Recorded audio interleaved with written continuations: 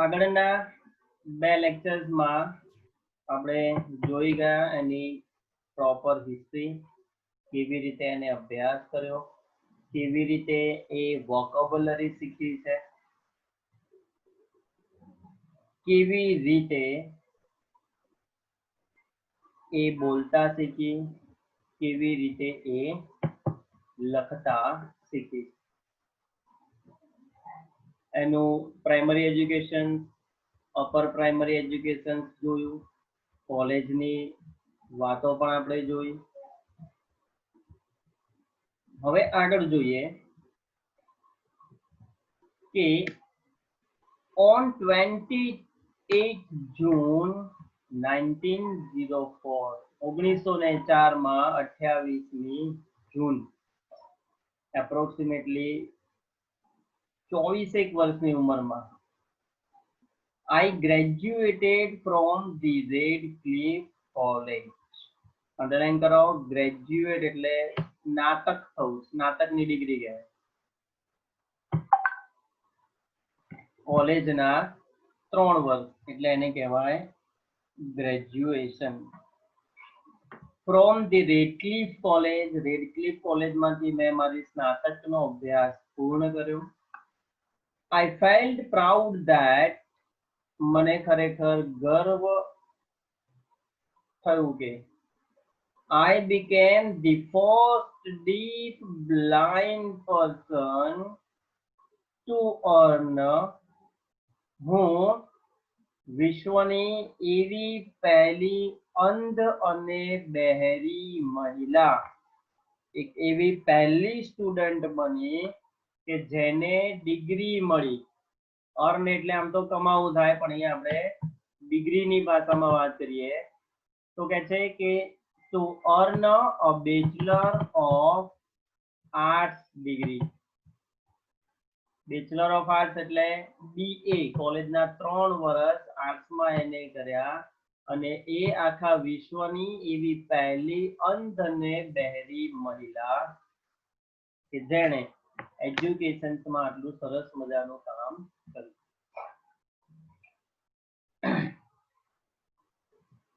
I began to feel that, મને હવે એવું અનુભવવાનું શરૂ થયું કે I must educate people on ways to help the blind. Educate આગળ શબ્દ આવી ગયો છે, educate એટલે શિક્ષિત કરવું. કે મને હવે એવું અનુભવ થવા લાગ્યા અંદર દિલથી કે મારે પણ હવે બીજા જે કેટલાક અંધ લોકો છે એને કોઈને કોઈ રસ્તે, કોઈને કોઈ રીતે મારે એમને શિક્ષિત કરવા જોઈએ. એ જે રીતે ભણી છે એનું નોલેજ એ બીજાને પહોંચાડે એવા એના પ્રયત્નો રહે. My prime goal in my life, underline કરો, બીજો એક શબ્દ છે પ્રાઇમ એટલે મુખ્ય. મારા જીવનનો એક મુખ્ય ગોલ એટલે લક્ષ્ય. મારા જીવનનો એક મુખ્ય લક્ષ્ય બની ગયું was to spread awareness. Spread એટલે ફેલાવવું, અવેરનેસ એટલે જાગૃતતા, કે લોકોને જાગૃત કરવા છે મારે regarding the poor neglected state of the blind. જેટલા બી એની આસપાસના વિસ્તારો છે કે જે અંધ લોકો છે, કે જેઓ બહુ જ પુઅર એટલે કે ગરીબ છે, એમને નેગ્લેક્ટ કરવામાં આવે છે, એટલે કે સમાજમાંથી તરછોડી દેવામાં આવે છે, એમને અલાયદા મૂકી દેવામાં આવે છે, એમને અડધૂત કરવામાં આવે છે, એ લોકોને કંઈક અંડર હોય, મતલબ બધાથી કંઈક અલગ છે એવા વ્યક્તિઓની નજરમાં જોવામાં આવે છે. એ માટે તેણે ખાસ કરીને આતુરતા, અવેરનેસ ફેલાવવાનું શરૂ કર્યું, જાગૃતતા ફેલાવવાની કે ના, તમે અંધ, બહેરા કે ઇવન કોઈ પણ અપંગ લોકો સાથે તમે આવો ખરાબ વ્યવહાર ક્યારેય કરો નહીં. their innate abilities. Innate એટલે આંતરિક, abilities એટલે ક્ષમતાઓ. તો કહે છે કે ભાઈ અંધ, અપંગ, બહેરા, બોબડા, લુલા, લંગડા, વોટેવર જે વ્યક્તિઓ હોય એની અંદર કંઈક ને કંઈક શક્તિઓ છુપાયેલી.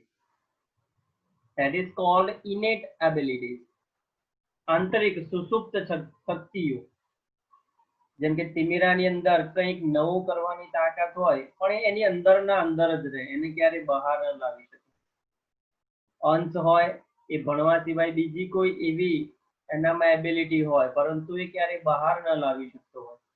તો એવી રીતે અંધ, બહેરા, બોબડા, લુલા, લંગડા જે કંઈ પણ વ્યક્તિઓ છે એમની અંદરની આંતરિક તાકાત, આંતરિક શક્તિઓ, આંતરિક ક્ષમતાઓને બહાર લાવવી. એન્ડ ધેર ઇન્સ્પિરેશન્સ, અને તેઓમાં રહેલી પ્રેરણા પણ. જેમ કે હેલન કેલરની એક પ્રેરણારૂપ સ્ટોરી છે કે એની પાસે કંઈ જ નહોતું, કશું જ નહોતું, છતાં પણ એને એના ટીચરની હેલ્પથી આટલું બધું એને અચીવ કરી દીધું. So I had to raise fund, તેથી મેં દાન, પૈસા ઉઘરાવવાનું શરૂ કર્યું. Not only sustain a living for myself. Sustain એટલે રહેવું, મારી જાતને સારી રીતે હું રહું એટલા માટે નહીં, હું મારું જીવન સારી રીતે જીવું એટલા માટે નહીં, but also to start project to remove the darkness and miseries from the lives of other blind people. મારા માટે જ નહીં પરંતુ એવી ઘણી બધી યોજનાઓ શરૂ કરવી છે. પ્રોજેક્ટ એટલે યોજનાઓ, કે દાનમાં મળેલા પૈસાથી ઘણી બધી યોજનાઓની એ શરૂઆત કરશે. ટુ રિમૂવ એટલે દૂર કરવું, ડાર્કનેસ એટલે અંધકાર, મિસરીઝ એટલે દુઃખો, from the lives of the other blind people. બીજા એવા ઘણા બધા લોકો જે અંધ છે એમના જીવનમાં ઘણા બધા દુઃખો છે, ઘણી બધી તકલીફો છે, ઘણા બધા જીવનમાં અંધકાર છે. એ બધું જ એમનું લાઈફ સેટ કરવા માટે, એ બધી જ આપત્તિઓને દૂર કરવા માટે એણે પૈસા ઉઘરાવ્યા, દાન ઉઘરાવ્યા અને ઘણી બધી યોજનાઓ શરૂ કરી. I strongly felt that, મને મજબૂતપણે એવું અનુભવ થતો, that I must give the others, મારે બીજા લોકોને આપવું જ જોઈએ, what I had gained from my teacher and, મને મારા શિક્ષક પાસેથી જે મળ્યું છે, ગેઇન એટલે વધારવું કે મેળવવું એના સંદર્ભમાં. મારા શિક્ષક પાસેથી મને ખરેખર જે મળ્યું છે, મેં જે ખરેખર મેળવ્યું છે, મેં જે રીતે શીખી છું અલગ અલગ વિષયો ને બધું, એ જ વસ્તુ મારે બીજા લોકોને પણ આપવી જોઈએ, એવું એ મજબૂતપણે બિલીવ કરે કે ના, ગમે તેમ કરીને મારે મારી નવી નવી બાબતો જે હું શીખી છું એ રીતે મારે બીજાને હેલ્પ કરવી જોઈએ.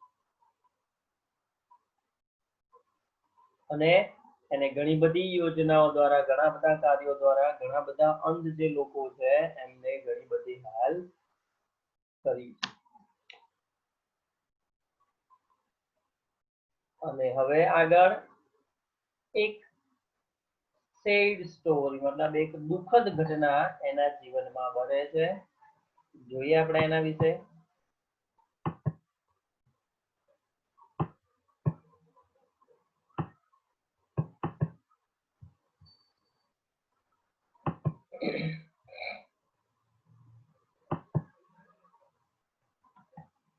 Then came a dark cloud in my sky. અને પછી મારા આકાશમાં એક કાળું વાદળ આવ્યું, મતલબ મારા જીવનમાં એક મુશ્કેલી આવી. I was deeply concerned about that. Deeply એટલે ઊંડાણપૂર્વક, સાદી ભાષામાં કહેવાય એને ખૂબ જ, અને કન્સર્ન એટલે ચિંતા. અને મને આ જે તકલીફ થઈ છે, આ જે દુઃખ આવ્યું એના વિશે મને બહુ ચિંતા થઈ, દુઃખ થયું. My teacher's eyesight was worsening day by day. ધીમે ધીમે ધીમે સમય જતો રહ્યો તેમ તેમ મારા શિક્ષકની આઈસાઇટ એટલે દ્રષ્ટિ, વર્શનિંગ એટલે વધુ બગડવું, ખરાબ થવું. કે છે કે ધીમે ધીમે મારા શિક્ષકની આંખો છે એ નબળી પડી રહી હતી.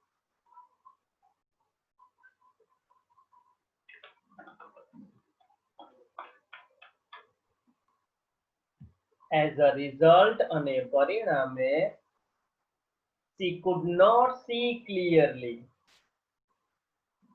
તેણીની સ્પષ્ટપણે જોઈ શકતી ન હતી. She was brave. તેણીની બહાદુર હતી. Enough to fight. લડી. Against her problem.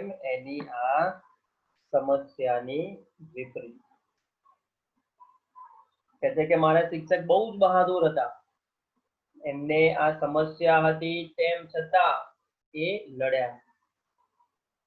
But I was sorry. પરંતુ હું દુઃખ વ્યક્ત કરું છું, માફી માંગુ છું, દિલગીરી વ્યક્ત કરું છું કે because she did not heed to her problem of her eyes. એક IMP spelling heed, H-E-E-D. heed એટલે ધ્યાન આપવું.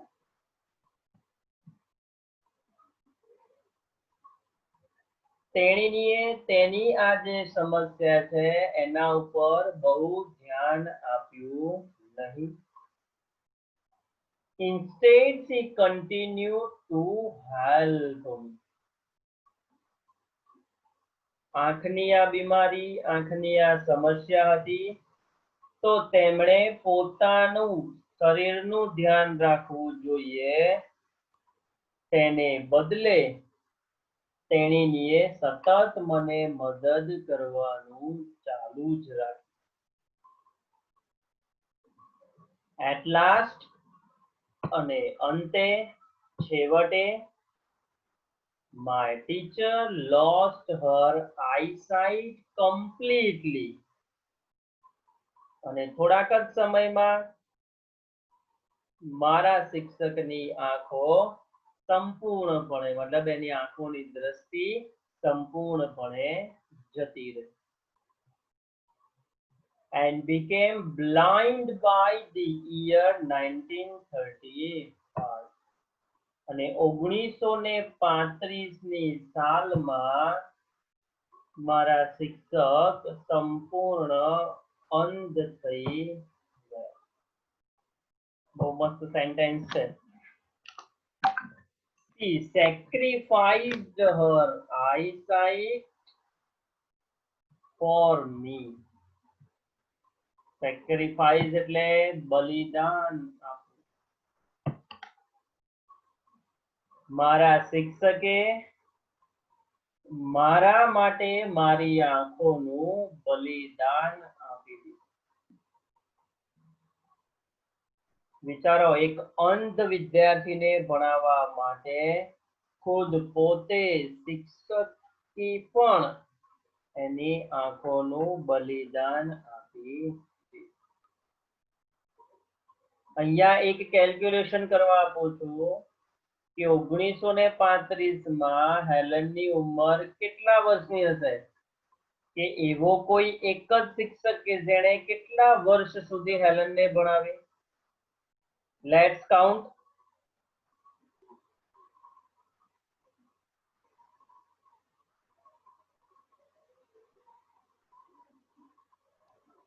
1935 માં સર. 1935 માં અંધ થયા.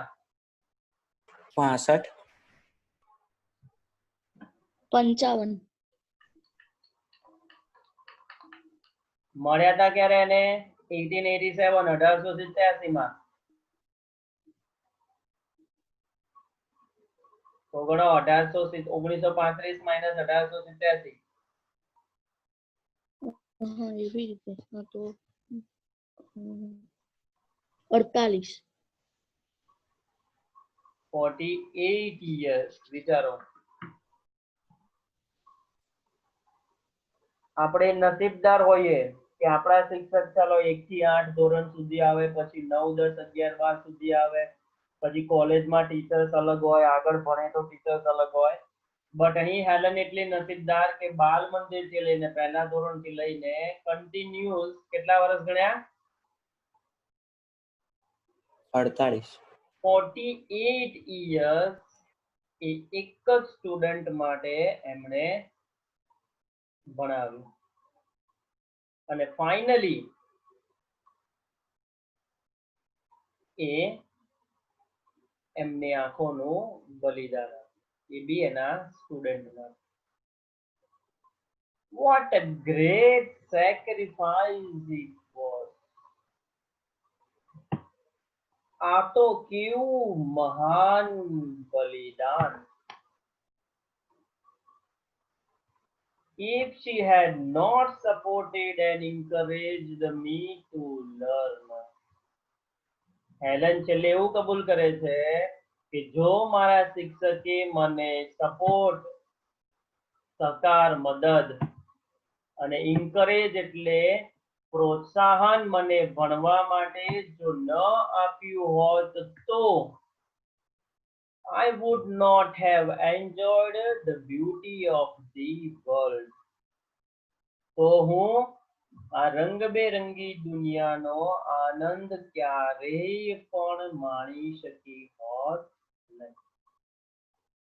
ટીચર છે એટલે હેલન છે, કમલ સર છે એટલે તમે બધા છો. કમલ સર છે, કોઈ શિક્ષક છે એટલે કોઈ નેતા છે કે આઈપીએસ ઓફિસર છે કે કોઈ ડોક્ટર છે કે કોઈ સ્ટુડન્ટ છે. એ ભલે એના જીવનમાં અલગ અલગ ટીચરો પાસેથી એ પસાર થયો હશે, પ્રાઇમરીથી લઈને છેક ડોક્ટરી ફિલ્ડ સુધી કે કોઈ પણ જગ્યાએ, પણ એક શિક્ષક છે તો જ બીજી બધી ધંધા, બિઝનેસ કે કોઈ પણ એ પોસિબલ છે. પાનના ગલ્લાવાળો હશે તો બી એનો કોઈ ટીચર તો હશે જ.